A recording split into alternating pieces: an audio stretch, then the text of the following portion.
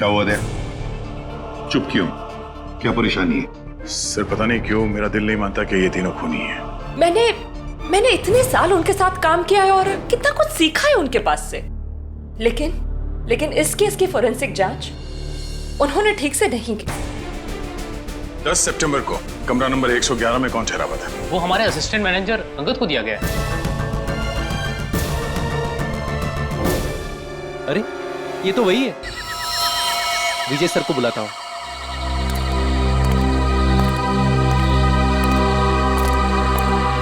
Hello hello विजय sir. हाँ बोलो दीपक। Sir इधर लफड़ा हुआ है। तुम्हें पक्का यकीन है? हाँ सर। कहाँ हो तुम? इधर पानी चलनी में। ठीक है, हम अभी पहुँचते हैं।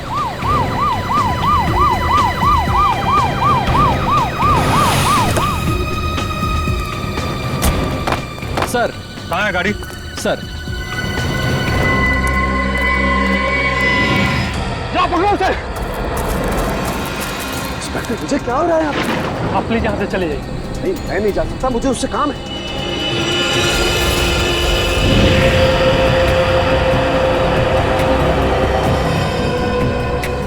अब क्या करें सर?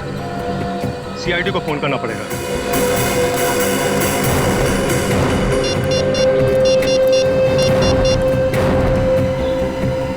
हेलो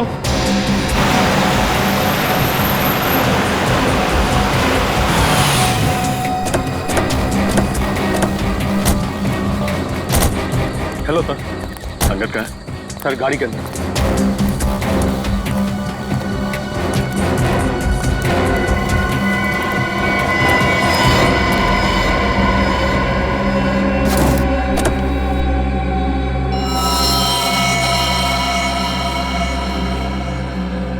एक ही बार में गले की नस काट दी। लगता है सर मरे हुए काफी समय हो गया। देखो गाड़ी में और क्या क्या मिलता है।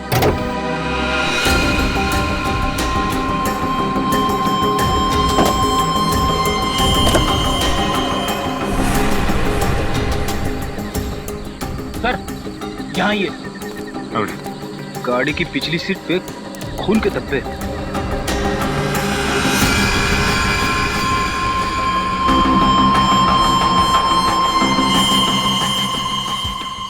सर अंगद की लाश तो ड्राइवर सीट पर है, फिर गाड़ी के पीछे वाली सीट पर खून के धब्बे कैसे हैं? हाँ बोलिए, ये बात तो है। आपको कैसे पता चला कि इंद्रानी और लक्षिता के मर्डर केस में अंगद का कनेक्शन? दरअसल बात यह है सर कि 10 सितंबर की रात को मैंने इस आदमी को डॉक्टर सलूंके के साथ देखा, तभी जिंदा था। वो 10 सितंबर की रात हम जेल से फरार 2 कैदी टीपू और जग्गू का पीछा करते हुए वाड़ी वो हम पर लगातार कार्य कर रहे थे। वहाँ पार्क की हुई एक गाड़ी के पीछे से भागते हुए वो जंगल में छिप गए। जब मैं उस गाड़ी के पास पहुंचा तो डॉक्टर सालुंके को उस गाड़ी से निकलते देख मैं आश्चर्यचकित रह गया। इंस्पेक्टर विजय क्या हो रहा है यहाँ पर? सर हम कुछ क्रिमिनल्स का पीछा कर रहे हैं, आपकी जान को भी खतरा हो सकता है। आप प्लीज यहाँ से चले जाइए। नहीं मैं नहीं जा सकता, मुझे उससे काम है। सर मैंने कहा ना, आपकी जान को भी खतरा हो सकता है। प्लीज आप चले जाइए और उन्हें भी अपने साथ ले जाइए।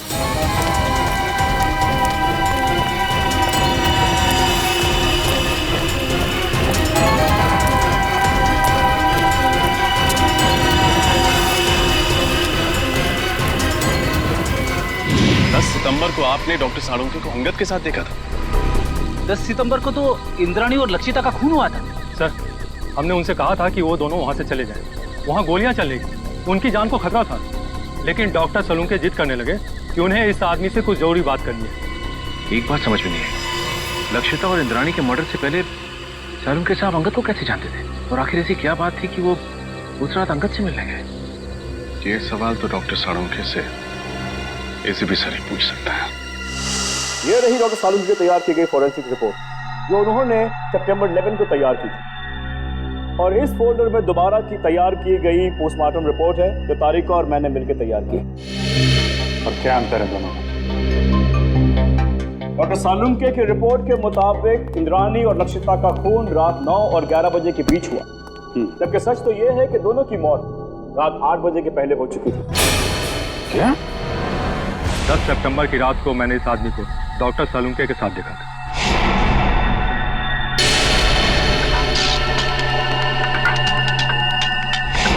लेकिन डॉक्टर साहब की ऐसी गलती कैसे कर सकते हैं? मुझे भी हैरानी हो रही है अभिजीत। और तो और लाश के ऊपर जो बुलेट वुंड थे उसकी साइज भी उन्होंने गलत लिखी थी। असली घाव तो इससे काफी छोटे थे। नहीं, सालून के साहब ऐसी गलती कर ही नहीं सकते। कहीं ऐसा तो नहीं कि आप लोगों के हाथों से कोई गलती हुई हो? इसकी कोई गुंजाइश नहीं, हमने रीचेक किया था। एक बार पोस्टमार्टम हो चुका है, क्या दूसरी बार किया हुआ पोस्टमार्टम रिपोर्ट सही होता है? You are right officer. 24 घंटों के अंदर अंदर की गई पोस्टमार्टम रिपोर्ट सबसे एक्यूरेट होती है, क्योंकि उसके बाद बॉडी के ऑर्गन सड़ना शुरू हो जाते हैं। इसीलिए प्रिजर्व की गई लाशों पर ब्लड कल्चर्स और टॉक्सिकोलॉजी रिपोर्ट करना बहुत मुश्किल होता है। पर तो लक्षिता और इंद्राणी को मरे हुए तो 5 दिन हो गए। You are right officer. Doctor Tarika ने घाव के वीडियोज और फोटोज तब लिए थे जब घाव ताजे थे। इससे दोबारा ऑटोप्सी करने में हमें बहुत हेल्प मिली। डॉक्टर तारिका, आपने ये तो मैंने इसलिए किया अभिजीत, मुझे डॉक्टर तालुके पर शक हो रहा था, वो पोस्टमार्टम ठीक से नहीं कर रहे। सॉरी। नहीं, तुम्हें परेशान होने की जरूरत नहीं है तारिका। तुम सिर्फ अपनी ड्यूटी कर रही थी, डॉक्टर सालुंके के साथ गद्दारी नहीं। और क्या जो डॉक्टर सालुंके ने अपनी रिपोर्ट में नहीं लिखा है या गलत लिखा है डॉक्टर समीर? एक बहुत जरूरी बात, आइए मेरे साथ। डॉक्टर सालुंके की रिपोर्ट के मुताबिक लक्षिता पर करीब 10 फीट की दूरी से गोली चलाई गई थी और इंद्राणी पर करीब 8 फीट की दूरी से। हाँ सर, जहाँ से खूनियों ने गोली चलाई थी वहाँ से 8 से 10 फीट का डिफरेंस था। लेकिन घाव के टिश्यू कल्चर से हमें ये पता चला है कि खूनी ने लगभग 20 से 25 फीट की दूरी से गोली चलाई थी और खून पिस्टल से नहीं बल्कि स्नाइपर राइफल से हुआ था। स्नाइपर राइफल से? सर, कोई घर में स्नाइपर राइफल यूज क्यों करेगा? और वैसे भी विशाल, शौनक और राहुल ने कहा था कि उन्होंने पिस्टल इस्तेमाल की थी और सर्चिंग के टाइम हमें कोई राइफल मिली भी नहीं थी। और डॉक्टर तारिका, फार्म हाउस से हमें ये 9mm बुलेट्स मिले, किसी राइफल के बुलेट्स नहीं। यही बात तो हम साबित करना चाहते हैं रजत, कि खूनी ने पिस्टल से नहीं बल्कि राइफल की हाई स्पीड बुलेट से खून किया था। और जब वो गोलियां लक्षिता और इंद्राणी के शरीर से बाहर निकल गई तब खूनियों ने वो गोली कहीं छिपा दी हुई। ये बात मैं आप सबको डेमोन्स्ट्रेट करके एक्सप्लेन कर सकता हूँ। ये स्कल ए है, इस पर हमने ठीक उसी साइज का छेद किया है जो लक्षिता के सर पे था। और स्कल बी और स्कल सी बिल्कुल सही सलामत है। मैं अभी आप लोगों के सामने स्कल बी पर .22 पिस्टल से 10 फीट की दूरी से फायर करूंगा और स्कल सी पर स्नाइपर राइफल से तकरीबन 20 फीट की दूरी से फायर करूंगा। तो जाहिर सी बात है कि दोनों बुलेट से अलग अलग किस्म के घाव होंगे। तो जो घाव लक्षिता के सर के घाव से यानी स्कल ए के घाव से मैच करेगा वो घाव मर्डर वेपन से किया गया होगा। राइट। गुड।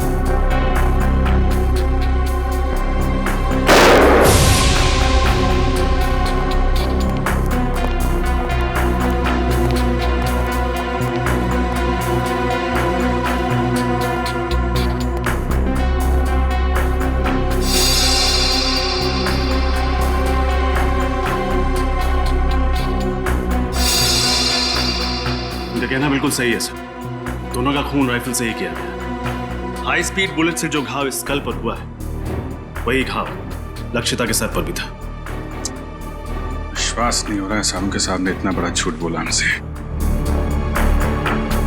विशाल, शौनक और राहुल को लेकर आओ, उन्हें फार्म हाउस लेके चलते हैं, देखते हैं एग्जैक्टली वहां पे क्या हुआ था।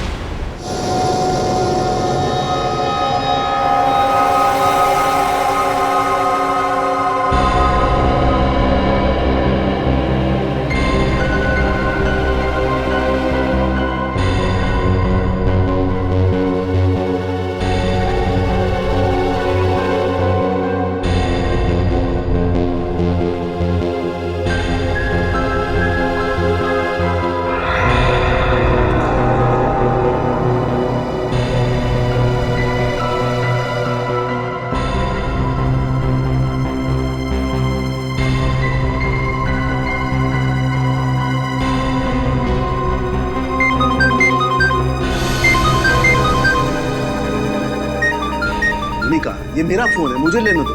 डॉक्टर सालुंके, आप शांत हो जाइए। अगर आप इतना चिल्लाएंगे तो आपका बीपी हाई हो जाएगा। Private number? हेलो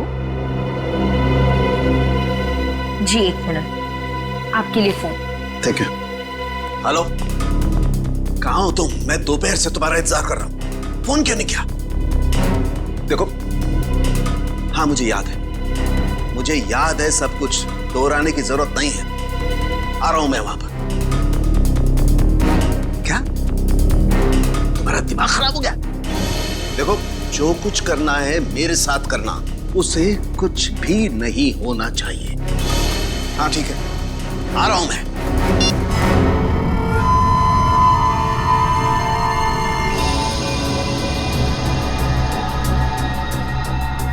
लक्षिता और इंद्राणी यहां सोफे पे बैठे हुए थे।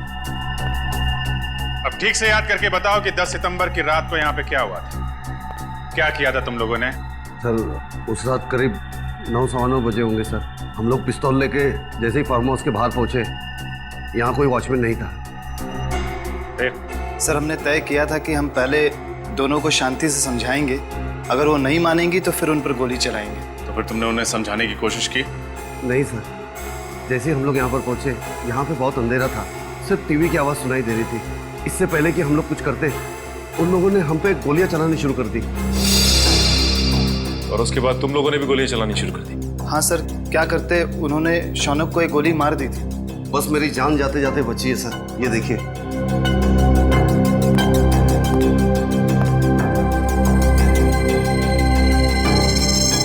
जब तुम्हें ये गोली लगी तो तुम कहाँ खड़े थे? यहाँ सर, मैं यहाँ खड़ा था सर। जैसे ही मुझे गोली लगी, मैं वहां पर उस दीवार पर जाके टकराया और मेरा सर वहां पर लग गया।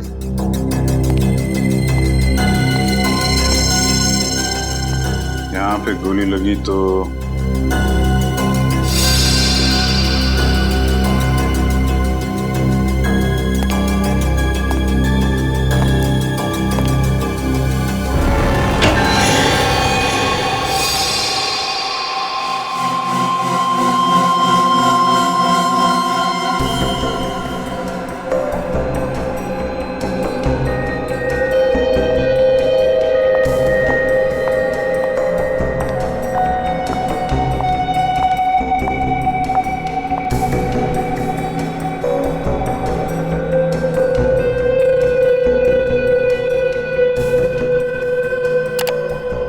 तारीका, गाड़ी की बैक सीट पर जो खून के धब्बे मिले हैं उनकी जांच हो गई। 2 अलग अलग लोगों का खून है और दोनों में औरत का डीएनए मिला है। Have a look. दोनों औरतों की उम्र 45 से ज्यादा नहीं होगी। डॉक्टर समीर, क्या आपको पूरा यकीन है कि इसमें और कोई तीसरे आदमी का डीएनए सैंपल नहीं है? दूसरी बार डीएनए जांच में कोई गलती नहीं होनी चाहिए। I am very sure doctor, मेरा टेस्ट गलत नहीं हो सकता है। ओके। अच्छा, आपने अभी कहा कि दोनों औरतों की उम्र लगभग 45 साल है, राइट? या 45। तो कहीं ये डीएनए इंद्राणी और लक्षिता का तो नहीं? उन दोनों की उम्र भी लगभग 45 साल ही थी। हो सकता है, क्वाइट पॉसिबल। लेकिन ये कंफर्म करने के लिए उन दोनों औरतों के डीएनए से इस खून के डीएनए को मैच करना होगा। इन तीनों की बातों से और डॉक्टर समीर और तारिका की फोरेंसिक रिपोर्ट से साफ साफ पता चलता है, यहाँ पे सारा चक्रव्यूह जानबूझ के रचा गया है। Yes sir. अगर ये तीनों दरवाजे से ही गोली चला के भाग गए, तो फिर शौनक का खून लक्षिता के शरीर के पास कैसे मिला? और सर, अगर दोनों यहाँ बैठी थी तो हमें इंद्राणी की लाश यहाँ नीचे कैसे मिली? हो सकता है गोली लगने के बाद वो वहां से उठ के भागी और यहाँ पे गिर पड़ी। और इस दीवार पे गोलियां कहां से चलाई गई? और तो और इन तीनों लोगों की उंगलियों के निशान इस घर में कहां से आए? अंगद, ये सारी कारीगरी उस अंगद की है। उसने इन तीनों की उंगलियों के निशान और ब्लड सैंपल यहाँ पे प्लांट किए हैं। और सर, अगर इंद्राणी और लक्षिता ने गोलियां चलाई होती तो हमें गन्स भी मिलती। गन्स तो हमें मिली नहीं है। करेक्ट। और सबसे बड़ी बात यह है कि गोली अगर दरवाजे की तरफ से चलती तो घाव सर के पीछे की तरफ होता है, सामने या साइड में नहीं। अब तो साफ हो गया है, डॉक्टर सालुंके ने जानबूझ के गलत रिपोर्ट बनाई है ताकि हम इन तीनों पे शक करें। मगर सर डॉक्टर सालुंखे ऐसा करेंगे क्यों? अब ये बात तो डॉक्टर सालुंखे ही बता सकते हैं, और डॉक्टर साहब गायब हैं। समझ में नहीं आता ये सालुंखे अजीब हरकतें क्यों कर रहा है। सर, अंगद के गाड़ी के बैक सीट पे जो खून मिला था उसके डीएनए टेस्ट से साबित होता है कि वो खून लक्षिता और इंद्राणी का था, और डॉक्टर सालुंखे उस दिन अंगद के साथ ही थे। सालुंखे से बहुत सारे सवाल पूछने हैं, बहुत सारे सवाल हैं। फोन लगा रहा हूँ लेकिन फोन लग नहीं रहा है उसका। सर डॉक्टर सालुंखे तो अपना फोन 24 घंटे ऑन रखते हैं और उनकी आदत है कि वो तुरंत फोन रिसीव करते हैं। लेकिन सर जब हम उनके घर उस दिन गए थे तो उन्हें पता भी नहीं था कि उनका फोन है कहाँ। हेलो, पता लग गया अंगद और सालुंखे साहब ने सबसे ज्यादा फोन किस नंबर पे किए थे? हाँ, मैं नोट करता हूँ। पूर्वी फोन दो। हाँ बोलिए। Okay, thank you sir. Salunkhe साहब ने 10 सितंबर को अंगद के साथ 15 बार फोन पे बात की थी, और हर बार उनकी फोन का लोकेशन वाड़ी और पनवेल के बीच था। अंगद को 15 बार फोन किया है और वाड़ी और पनवेल के बीच में? सर ये अंगद किसी प्राइवेट नंबर से फोन पे बात कर रहा था, इसीलिए उसका मोबाइल फोन ट्रेस नहीं हो पाया। और 15 सितंबर को रात 9 बजे सालुंखे साहब का मोबाइल शादीन मॉल के पास ट्रेस किया गया है। शादीन मॉल? सर, डॉक्टर तारिका से मिलने के बाद अभिजीत और मैं वहाँ डिनर के लिए गए थे, और इसी मॉल के पार्किंग लॉट में सर मुझे गाड़ी के विंडशील्ड पे चॉकलेट के पेपर पे लिखा हुआ वो सुराग मिला, और उसी सुराग के जरिए हम लोग होटल रेड सेंट्रल के कमरा नंबर 111 तक पहुंचे। सर इसका मतलब डॉक्टर सालुंखे ने आपकी गाड़ी पर वो सुराग हमारे लिए छोड़ा था। सर मतलब डॉक्टर सालुंखे हमारी मदद करना चाहते हैं। पहले ये सालुंखे काम बिगाड़ता है और फिर सुधारने के लिए हमारी मदद भी कर रहा है। वाह, सालुंखे को तो सच्चाई बतानी ही पड़ेगी, सच्चाई बतानी पड़ेगी सालुंखे को।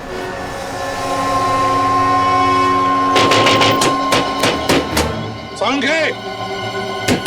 सालुंखे! डॉक्टर साहब! सालुंखे साहब!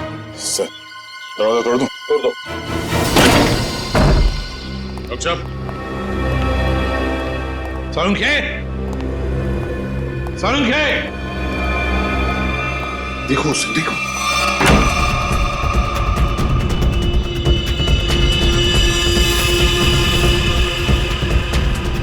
अबे पकिया, उठ, सीआईडी वाले आगे। सालुंखे! डॉक्टर साहब! डॉक्टर साहब!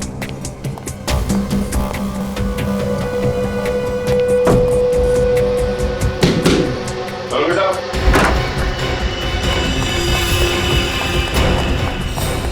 रुक जा! Salunkhe sir, Salunkhe sir.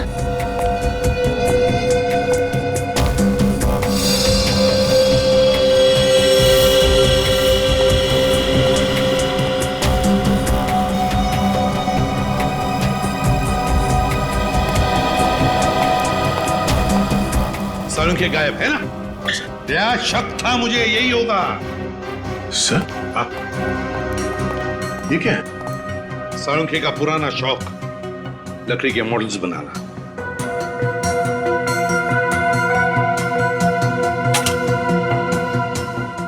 Doctor साहब का मोबाइल सर मोबाइल छोड़कर गया वो? ऑफ है।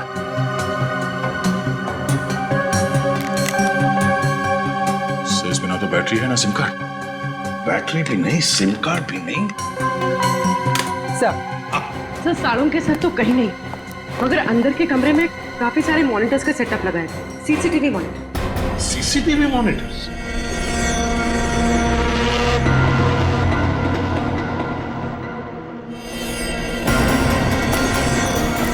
रुक जाओ वरना गोली मार दूंगा।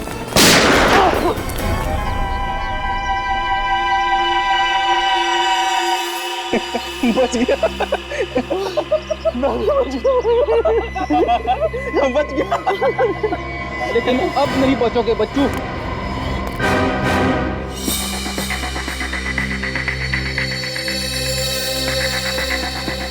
सर? हाँ?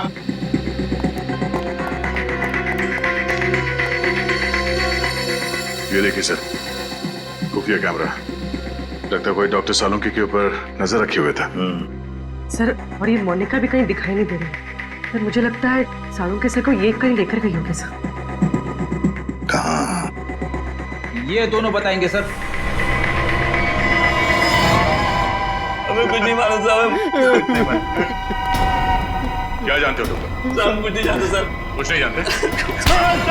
कुछ नहीं जानते? साहब, हम तो सिर्फ घर की देखभाल करते हैं साहब। डॉक्टर सालुंके और मैडम मोनिका के जाने के बाद घर में कोई ना देख पाए सर। डॉक्टर सालुंके कहाँ है? हमें कुछ नहीं मालूम सर। तो छोटे मोटे टपोरी है सर। हमें कहा गया था इस घर पे नजर रख के, और जब भी कोई इधर ताक झाक करे तो हमें खबर कर दे। तुमने अभी तक ये नहीं बताया कि डॉक्टर सालुंके और मोनिका कहाँ है? बताओ। कैसे बताए सर? हमें खुद को नहीं पता। हमें तो इतना पता है कि जब तक राहुल, शौनम और विशाल को अदालत सजा नहीं दे देती, तब तक डॉक्टर सालुंके को अपने कब्जे में रखने का है। सर, हमने आपको सब कुछ बता दिया है सर। अपना जुर्म भी कबूल कर लिया है सर। और सर ये भी बता दिया है कि हमने लक्षिता और इंद्राणी का खून कैसे किया, फिर हमें यहाँ क्यों बिठा के रखा है। ये बताने के लिए कि इंद्राणी और लक्षिता का खून तुम लोगों ने नहीं किया। क्या? पर सर, हमने तो सर अपने हाथों से लक्षिता और इंद्राणी पे गोली चलाई थी सर। हाँ, लेकिन वो दोनों पहले से ही मर चुकी थी। क्या? वो दोनों मर चुके थे? हाँ, मैं समझाता हूं। तुम तीनों ने गोलियां जरूर चलाई थी इंद्राणी और लक्षिता पर उनकी मौत जिन गोलियों से हुई, वो गोलियां तुम लोगों ने नहीं चलाई। तो फिर वो गोलियां किसने चलाई? उस खूनी ने चलाई थी गोलियां जो तुम्हें इन दोनों के खून में फंसाना चाहता था। सर, अगर हमने खून नहीं किया तो फिर हम जा सकते हैं सर? नहीं, तुम लोगों ने खून नहीं किया, पर खून करने की कोशिश जरूर की है, और इसकी सजा तुम्हें जरूर मिलेगी। देखो, अगर तुम तीनों लंबी सजा से बचना चाहते हो तो तुम तीनों को हमारी मदद करनी होगी, ताकि असली गुनहगार पकड़ा जा सके। करेंगे सर, आप जो कहेंगे करेंगे। हम लोग तीनों आपकी पूरी मदद करेंगे सर। और एक बात बताओ, क्या तुम लोगों का ऐसा कोई दुश्मन है जिसे फायदा होगा तुम तीनों को फांसी पे चढ़ाकर? सर दुश्मन तो वैसे कई है। हम लोग जिस धंधे में काम करते हैं वहां पर सर दोस्त कम दुश्मन ज्यादा होते हैं। किस किस का नाम ले सर? सर, इन तीनों को फंसाने के लिए खूनी को पहले से मालूम होना चाहिए था कि उस रात ये लोग लक्षिता और इंद्राणी का खून करने जाने वाले हैं। ये बात तो है दया, कोई तो जरूर जानता होगा। एक बात बताओ, कौन जानता था तुम्हारे इस प्लान के बारे में कि तुम उस फार्म हाउस पर जाने वाले हो? नहीं सर, ये बात तो हमने राजी रखी थी। वैसे ये प्लान तुम लोगों ने बनाया कहां पर? हा? सर, होटल रेड सेंट्रल में। अंगद के कमरे में? कमरा नंबर 111 में? नहीं, रूम नंबर 111 में नहीं सर, 308 सर। हाँ सर। Room number 308? तो क्या कोई अजनबी आया था तुम्हारे कमरे में 308 में जब तुम लोग बातचीत कर रहे थे?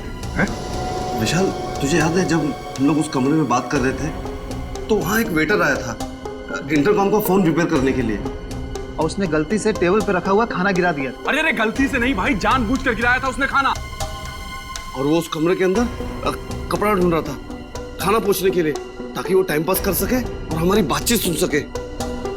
लेकिन सर, हमने उसके सामने तो कोई ऐसी बातचीत की ही नहीं थी। सचिन, ले जाओ इन तीनों को। चलो। हाँ फ्रेडी, क्या पता चल? सर, हाँ, हमने पूरा फुटेज चेक कर लिया सर। सालुंके साहब के घर पे मोनिका और तारिका के अलावा बाहर का कोई आदमी आया नहीं था। और सर, सालुंके साहब और तारिका के बीच में कुछ बातचीत हुई है। क्या बातचीत हुई है? अब साउंड नहीं है, इसके लिए समझ में नहीं आ रहा। सर, किसी लिप रीडिंग एक्सपर्ट को बुला लेते हैं, शायद कुछ पता चल जाए कि इन दोनों के बीच क्या बातचीत हुई थी। बुला लो किसी लिप रीडिंग एक्सपर्ट को, पता तो चले क्या बात हो रही थी। होटल रेड सेंट्रल, कमरा नंबर 308, वेटर।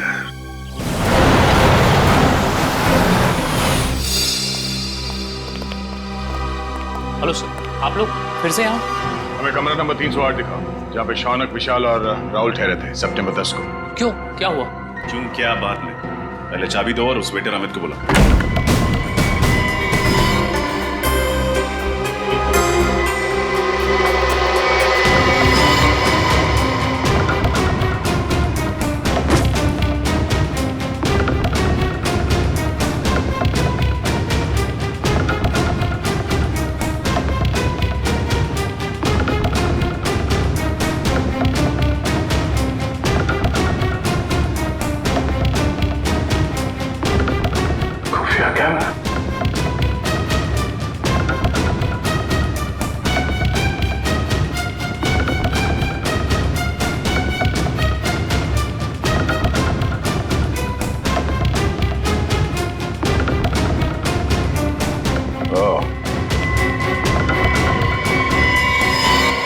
ये देखो खुफिया कैमरा और ये बग। इन चीजों के जरिए खूनी शौनक और उसके साथियों का प्लान सुन रहा था।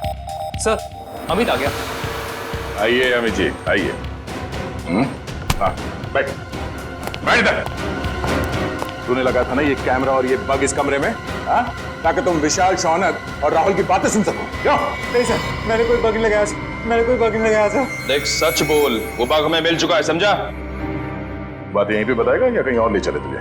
हाँ सर, हाँ मैं नहीं लगाया था बग सर, मगर मैंने ये अंकल साहब के कहने पे ही किया था साहब, और उन्होंने मुझे 50,000 के बदले में 2 काम करने को कहा था साहब। कौन से 2 काम? सर एक काम तो किसी बहाने इसी कमरे में बग और कैमरा लगाने को कहा था साहब। और दूसरा काम? दूसरा काम लक्षिता और इंद्राणी मैडम को इस होटल के बाहर किसी इलाके में छोड़ने को कहा था साहब। कब की बात है ये 10 सितंबर शाम को 6:45 बजे के आसपास का टाइम था सर। 10 सितंबर। चल अभी वो जगह दिखा जहाँ पे तुमने लक्षिता और इंद्राणी को छोड़ा था। चल चल।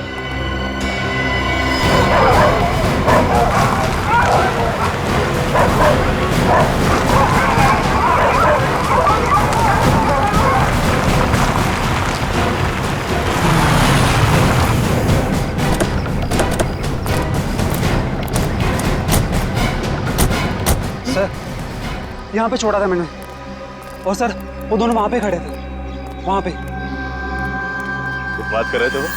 हाँ सर, बहुत ही गुस्से में इस बात कर रहे थे सर। कह रहे थे कि वो हमें धमकाने की कोशिश कर सकता है, अगर उसने दगाबाजी करने की कोशिश की तो हम भी उसे छोड़ेंगे नहीं।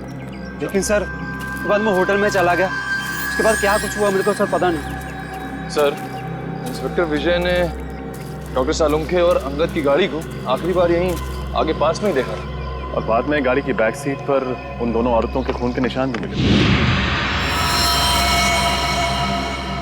ऐसी जगह पे राइफल या स्पीड बुलेट का इस्तेमाल किया जा सकता है।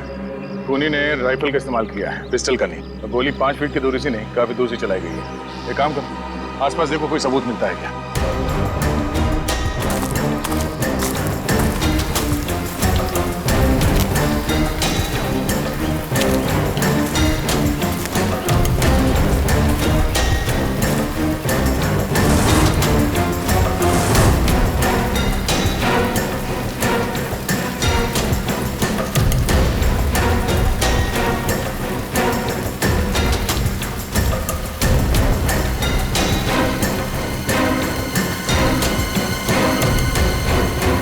दो गोली और इस पे खून भी लगा हुआ है। दो गोली एक ही जगह पे कैसे? मतलब जो भी हुआ यही आसपास कहीं हुआ है। सर निकल।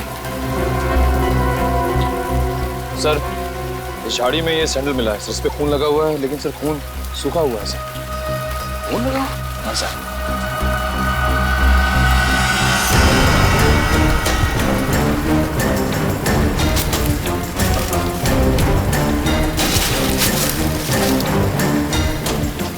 सर ये तो लक्षिता मैडम का बैग है, ये अच्छी तरह से याद है। उस दिन होटल में वो यही बैग लेकर आई थी।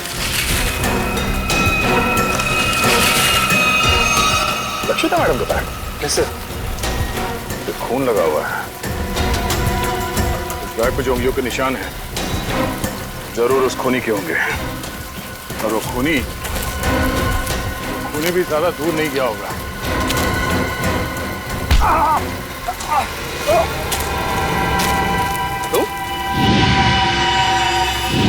संजू, लक्षिता के फार्म हाउस के रखवाले हैं? तुम यहाँ क्या कर रहे हो? साहब मुझे माफ कर दो साहब, मैंने कोई खून नहीं किया साहब, मुझे तो आपके ऊपर नजर रखने के लिए कहा गया था साहब। सच बता, तूने झूठी गवाही क्यों दी? हमें पता चल चुका है कि तूने फार्म हाउस में कोई खून होते हुए देखा ही नहीं है, क्योंकि तुम्हारी लक्षिता मैडम और इंद्राणी मैडम, उन दोनों की मौत 7:30 बजे हुई और यहाँ पे। साहब मुझे छोड़ दो साहब, मुझे अंगद साहब ने बोला था ऐसा करने के लिए साहब। अंगद मर चुका है। मुझे कोई दूसरा आदमी फोन करके काम करने के लिए कहता था साहब। कौन है वो? मुझे नहीं पता साहब, कौन है वो कभी सामने नहीं आया साहब, वो हमेशा मुझे फोन पे बोलता था सर। मगर अब उसे सामने आना ही होगा। चल चल। मिस्टर मयंक, इस सीसीटीवी फुटेज को गौर से देखिए और हमें बताइए कि ये लोग क्या बोल रहे हैं। इसमें कोई साउंड सुनाई नहीं दे रहा है। यही तो मेरा काम है ऑफिसर। मैं उनकी होठों की मूवमेंट से पता लगाऊंगा कि वो क्या बोल रहे थे।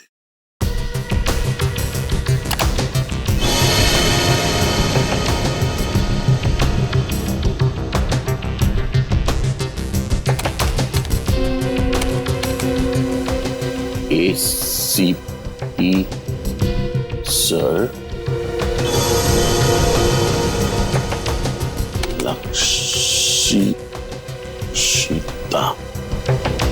लक्षिता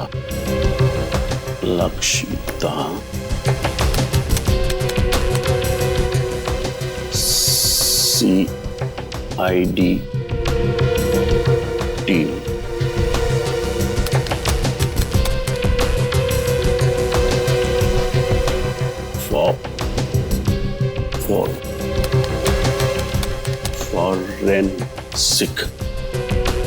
फॉरेंसिक। अभिजीत, उस प्लॉट पर से जो पर्स मिला, उस पर जो उंगलियों के निशान है वो खूनी के ही हैं। सर, ये खूनी बहुत चालाक है। काम होने के बाद अपने आदमियों को भी मार डालता है। अंगद के अलावा किसी और को कुछ मालूम नहीं था उसके बारे में, इसलिए लक्षिता और इंद्राणी को मारने के बाद उसने अंगद का भी खून कर दिया। और इसीलिए अभिजीत, मुझे साळुंखे की चिंता हो रही है। उसकी भी जान को खतरा हो सकता है। समझ में नहीं आता गया कहाँ। हाँ, मैं कुछ मिला क्या? सर, कोशिश कर रहा हूं सर। सर, ये मोनिका मुझे नर्स नहीं, एक क्रिमिनल लगती है। जरूर यही साळुंखे साहब को कहीं ले गई होगी। हाँ, और ये तारिका, ये साळुंखे के घर क्यों गई थी उससे मिलने? और ये बात उसने हमें बताई भी नहीं। सर ये देखिए, तो डॉक्टर तारिका डॉक्टर साळुंखे से माफी मांग रही है और कह रही है ACP सर और पूरी CID team Lakshita Indrayani murder case में की गई आपकी फॉरेंसिक जांच पर शक कर रही है। सॉरी सर, ये सब मेरी वजह से हो रहा है।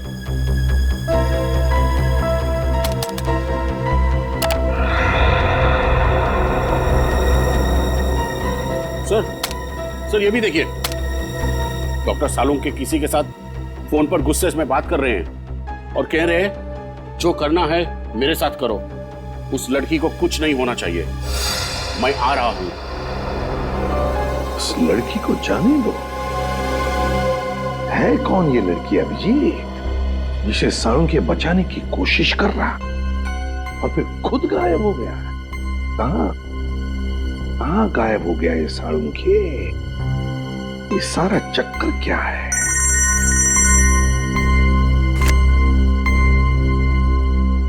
डॉक्टर समीर, ये देखिए सर,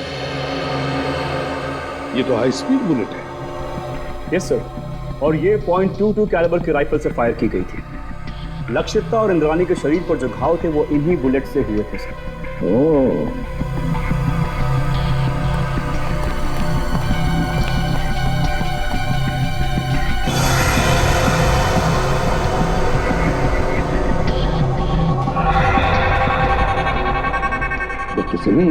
यस सर, ये अंगूठे के निशान है ना? Yes sir. ये ऐसे धुंधले क्यों है ये निशान? ये ठीक से मिले नहीं? नो सर, ये धुंधला नहीं, ये निशान ऐसे ही है। I explain. ये देखिए सर, खून से सनी हुई बाकी उंगलियों के निशान हैं इस बैग पर, लेकिन अंगूठे का निशान नहीं है सर।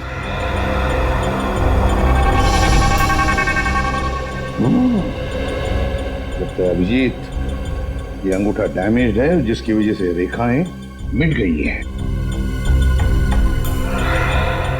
हाँ सर। मुझे लगता है ऐसा हाथ मैंने कहीं देखा है। बिल्कुल सही अभिजीत, मैंने भी ऐसे अंगूठे वाले आदमी को देखा है। लेकिन अभिजीत, हम ऐसे अंगूठे वाले खूनी को तब तक नहीं पकड़ सकते जब तक हमें यह पता नहीं कि उसने साळुंखे को छुपा के रखा कहाँ है, और फिर साळुंखे किस लड़की को बचाने की कोशिश कर रहा है समझ में नहीं आ रहा है, और फिर क्यों। तो अब क्या करें सर? कुछ तो जरूर करेंगे, कुछ तो जरूर करेंगे।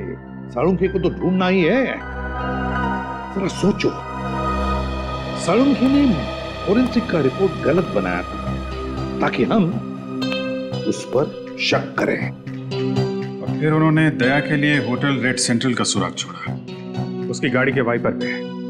उन्हें पता था कि हम उनके घर पे पूछताछ करने जरूर जाएंगे और हमें पता चल जाएगा कि उनके घर पे सीसीटीवी कैमरे लगाए गए हैं। सर, डॉक्टर साळुंखे ने हर कदम पे बहुत होशियारी से हमारे लिए सुराग छोड़े हैं, तो अपने घर पे कोई ना कोई सुराग छोड़े बगैर तो जा नहीं सकते सर।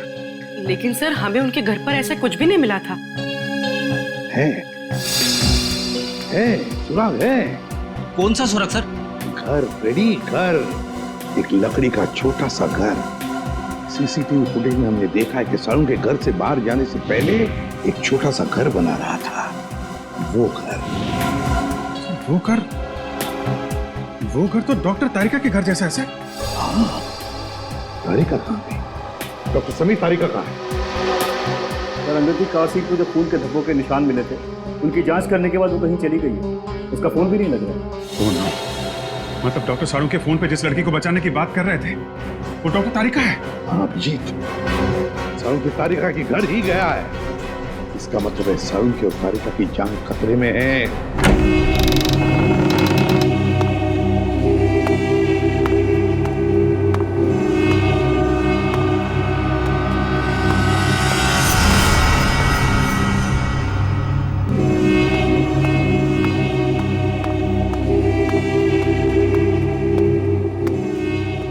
आज तुम दोनों की मौत होगी।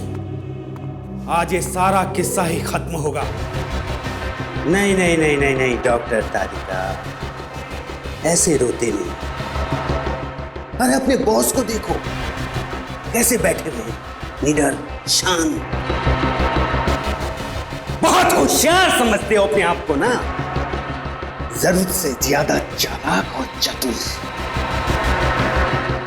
ऐसे चालाक फॉरेंसिक एक्सपर्ट की मौत भी एक एक्सपर्ट के हाथों होनी चाहिए। वो होगी।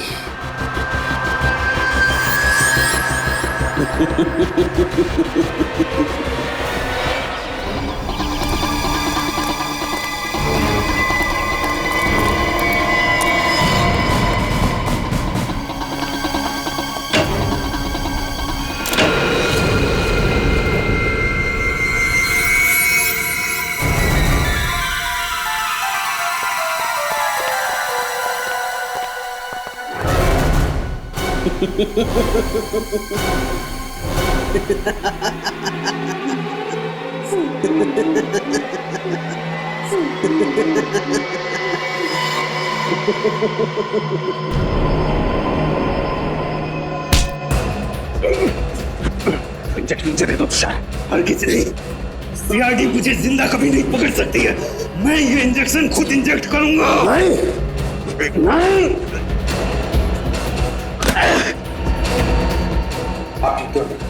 तुम ठीक हो डॉक्टर तारिका?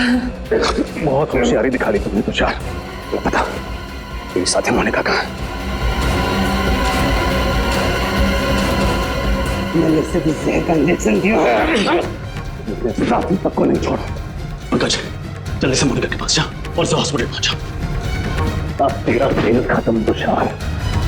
तूने डॉक्टर साळुंखे को बेईमानी करने पर मजबूर किया, लेकिन उन्होंने बेईमानी में भी ईमानदारी दिखाई और हमारे लिए सुराग छोड़ते गए। आपने मुझे धोखा दिया डॉक्टर साहब। अगर मुझे फांसी नहीं हुई तो जेल से निकलने के बाद मैं सीधे आपका खून करूंगा। अगर दोबारा डॉक्टर साळुंखे के साथ ऐसे बात की तो तू बोलने लायक भी नहीं रहेगा।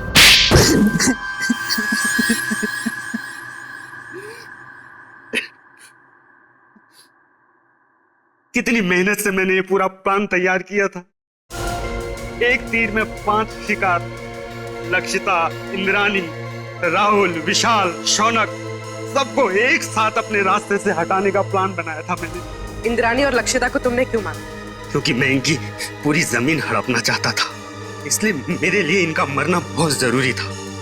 मैंने इन्हें इस तरीके से मारा कि इनके खून के इल्जाम में ये तीनों फंस जाएं और इन्हें फांसी की सजा हो जाए, क्योंकि इन तीनों ने लक्षिता और इंद्राणी को जान से मारने की धमकी दी थी। इसलिए सबको यही लगता कि खून इन तीनों ने किए। लेकिन इस सब में डॉक्टर साळुंखे को क्यों फंसाया तुमने? क्योंकि सीआईडी डॉक्टर साळुंखे पर बहुत भरोसा करती है। उनकी फॉरेंसिक रिपोर्ट के आधार पर केस की तहकीकात आगे बढ़ाती है। यहाँ तक कि अदालत में फॉरेंसिक रिपोर्ट को बहुत महत्व दिया जाता है। इसलिए मैंने डॉक्टर साळुंखे को गलत फॉरेंसिक रिपोर्ट बनाने के लिए मजबूर किया। तुम्हारा दिमाग खराब है? तुमने पूरी की पूरी सीआईडी टीम के पीछे अपने स्नाइपर लगा रखे? वो भी बहुत अच्छे स्नाइपर। इनका निशाना कभी चूकता नहीं है डॉक्टर साहब। इसलिए मेरे कहे अनुसार अगर आपने इस मर्डर केस में इस फॉरेंसिक रिपोर्ट में बदलाव नहीं किया ना तो क्या? तो मैं आपकी पूरी सीआईडी टीम को एक साथ एक समय मरवा डालूंगा। मेरी मदद करेंगे ना? देखो तुम, आप मेरी मदद करेंगे। अगर आपने एक भी सीआईडी ऑफिसर को इन्फॉर्म करने की कोशिश की ना तो मैं पूरी की पूरी सीआईडी टीम को खत्म कर दूंगा। जरा सोचिए डॉक्टर साहब, 16 साल पुराने आपके दोस्त और सीआईडी टीम, इन सब की मौत के जिम्मेदार आप होंगे। आप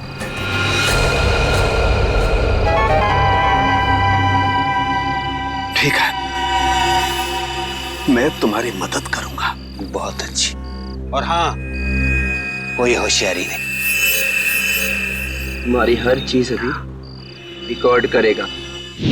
तुमने डॉक्टर साळुंखे पर दबाव डालने के लिए हमारी जान लेने की धमकी दी। एक इंसान के पीछे एक हैवान छुपा हुआ है। अब बताओ, 10 सितंबर की रात को पनवेल के फार्म हाउस में क्या हुआ था? मुझे पता था अंधेरे में गोलियां चलाने के बाद राहुल, शौनक और विशाल को यही लगेगा कि उन्होंने लक्षिता और इंद्राणी को मार डाला है। जब वो वहां से भाग रहे थे तब मैंने वॉचमैन संतरू का इस्तेमाल किया।